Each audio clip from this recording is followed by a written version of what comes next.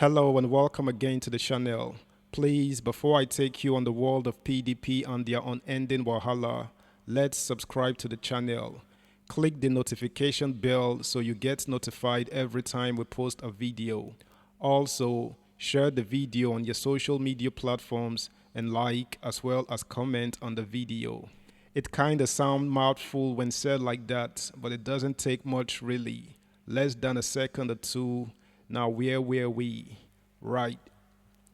Why Wike other PDP leaders pulled out of Atiku's campaign team.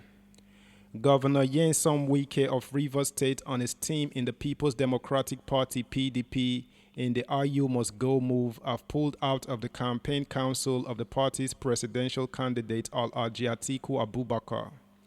This was disclosed in a meeting held at the country home of Wike in Port Harcourt late Tuesday night.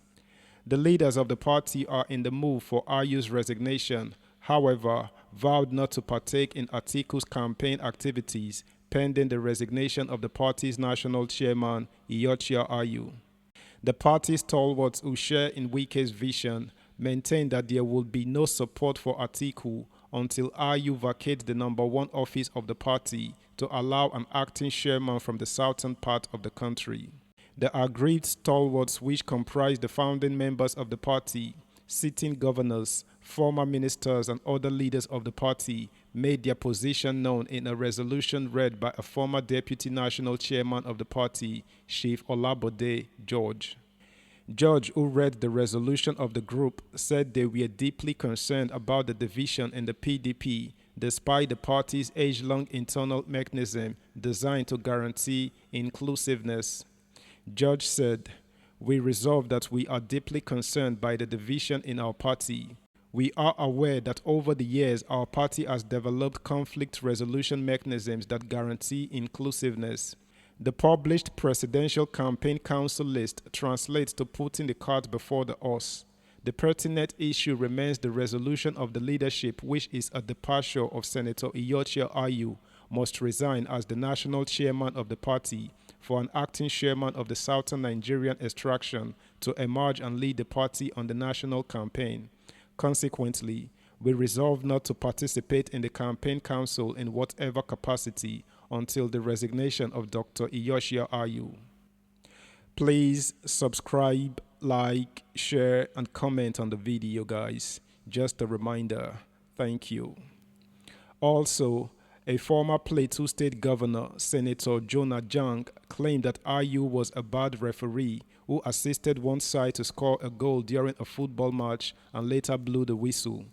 He accused Ayu of compromising the May 28 and 29 presidential primaries of the party through his conduct.